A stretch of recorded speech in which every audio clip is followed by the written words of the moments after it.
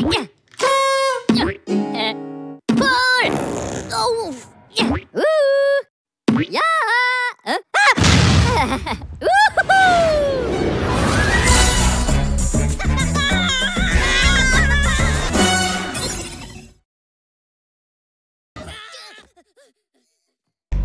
semua, perkenalkan nama saya Nadira Regita Sujarwo dan teman saya Albertini Heskel Purba. Pada kesempatan kali ini, kami selaku anggota dari kelompok 1 TPB 26 akan menjelaskan teori mengenai aplikasi fluida dinamis pada tangki bocor.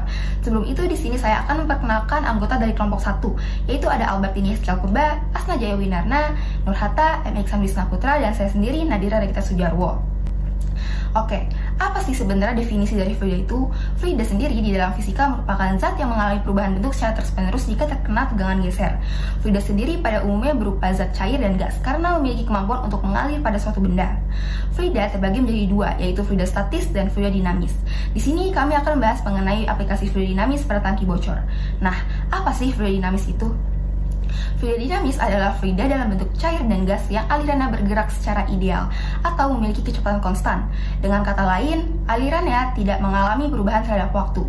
Ada pula ciri-ciri dari fluida dinamis, yaitu tidak mengalami gesekan, garis arus atau streamline, tunak atau steady, tidak termampatkan atau incompressible. Ada pula contoh dari fluida dinamis pada kehidupan sehari-hari, yaitu cerobong asap, tangki bocor, penyemprot parfum, manometer sederhana, air mancur heron, dan lain-lain. Pada fluida dinamis terdapat pula hukum Bernoulli.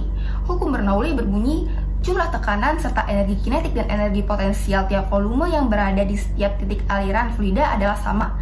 Prinsip Bernoulli menyatakan sebagai berikut.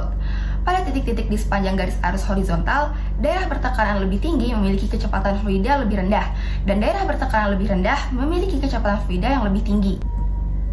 Terdapat pula persamaan hukum Bernoulli, yaitu P ditambah setengah dikali rho dikali V kuadrat ditambah rho dikali G dikali H sama dengan konstan, atau P1 ditambah setengah dikali rho dikali V1 kuadrat ditambah rho 1 dikali G dikali H sama dengan P2 ditambah setengah dikali rho dikali V2 kuadrat ditambah rho 2 dikali G dikali H. Dengan keterangan P adalah tekanan, V adalah kecepatan aliran fluida, G adalah percepatan gravitasi, H adalah ketinggian, dan rho adalah massa jenis fluida. Dan untuk berikutnya akan dijelaskan oleh teman saya, Albertine. Baiklah, terima kasih rekan saya Nadira Regita. Saya akan melanjutkan presentasi. Nah, kemudian di sini ada teorema Torricelli dalam kurung tangki bocor, yaitu terkait dengan fenomena yang akan kami uji. Nah, pada fluida dinamis terdapat hukum Bernoulli yang digunakan pada teorema Torricelli, yaitu tangki bocor. Nah, ada suatu prinsip dalam teorema Torricelli pada tangki bocor ini, yaitu jika suatu wadah terbuka dalam artian terhubung dengan atmosfer dan memiliki lubang dengan ketinggian H yang lebih kecil dari luas penampang wadah, maka kecepatan aliran zat cair pada lubang akan sama dengan kecepatan gerak jatuh bebas dari ketinggian H. Nah, teorema Torricelli sendiri berlaku apabila yang pertama, atas wadah terbuka. Yang kedua, luas lubang lebih kecil daripada luas wadah. Kemudian, perkembangan dari hukum Bernoulli itu sendiri. Nah, penerapan hukum Bernoulli pada tangki bocor dapat dimanfaatkan dengan membuat sebuah alat, yaitu alat cuci tangan. Nah, alat cuci tangan dapat dibuat dengan menggunakan ember yang sudah dilubangi dan dilengkapi dengan keran untuk membuka dan menutup aliran air yang keluar. Nah, adapun kelemahan dari penerapan hukum Bernoulli itu sendiri, yaitu teorema Torricelli ini berlaku hanya jika pengujian wadah terbuka ke atmosfer dan lubangnya jauh lebih kecil daripada garis melintang wadah. Selain itu, ketinggian lubang ke tanah juga mempengaruhi laju air tangki. Nah, teman-teman, berikut adalah video percobaan yang akan kami sajikan kepada teman-teman semua. Selamat menyaksikan. Assalamualaikum warahmatullahi wabarakatuh. Perkenalkan, kami dari kelompok 1 TPB 26. Pada kesempatan kali ini kami ingin melakukan atau memenuhi tugas dari fisika mengenai fluida dinamis yang berkaitan dengan fenomena pada tangki bocor. Selanjutnya akan kami sajikan video mengenai percobaannya. Jadi pada percobaan kali ini, hal dan bahan yang digunakan yang pertama adalah botol kosong berukuran 1,5 liter yang digunakan sebagai tali bocor. Kemudian ada alat perekat dengan bahan hitam digunakan untuk maksud saya digunakan sebagai alat perekat pada tangki nantinya.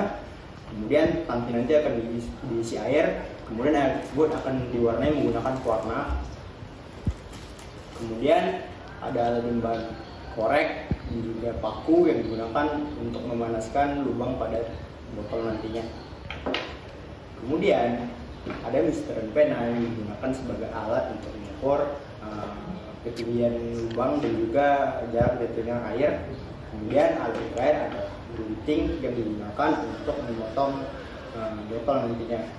Oke, lanjut ke percobaan nantinya. Baiklah teman-teman, kali ini saya akan memperagakan cara membuat alatnya. Di sini kita menggunakan botol sebagai tangki air. Kita akan memotong bagian atas botol menggunakan gunting. Potong seperti ini.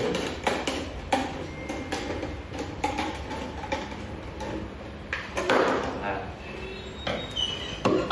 jadi akan seperti ini jika setelah kita potong. Selanjutnya kita akan memberi tanda dari permukaan botol menggunakan penggaris. Kita ukur terlebih dahulu seperti ini. Boleh kamera mendekati saya seperti ini. Kita akan membuat lubang 5 cm, 10 cm dan 15 cm dari permukaan. Jadi kita akan menandakan tempat kita membuat lubang dengan pena. Sini 5 cm, 10 cm dan 15. Selanjutnya kita akan melubangi yang telah kita kasih tanda tersebut dengan paku yang dipanaskan.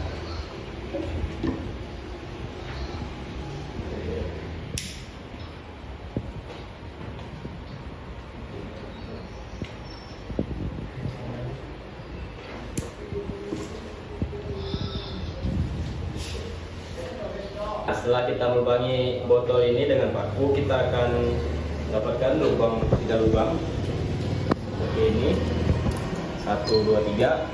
Selanjutnya kita akan mengisi botol ini dengan air untuk melihat fenomena tangki air bocor. Jadi di sini jarak permukaan air terhadap lubang tangki bocor akan berpengaruh terhadap jarak pancuran air. Di sini lubang dengan tinggi dari terhadap permukaan 10 cm.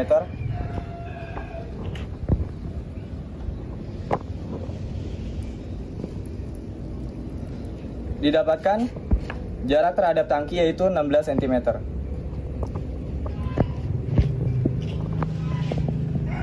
Selanjutnya, jarak permukaan air terhadap tangki bocor dengan jarak 15 cm.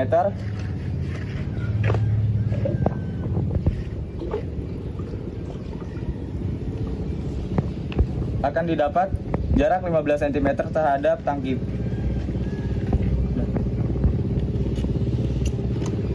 Yang terakhir yaitu jarak permukaan air terhadap tangki bocor dengan ketinggian 20 cm.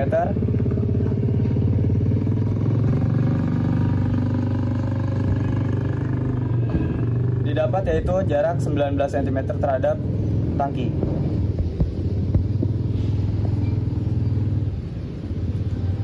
Di sini dapat dilihat bahwa jarak permukaan air terhadap tangki bocor dengan tinggi yang lebih besar, maka jarak pancurannya akan semakin besar.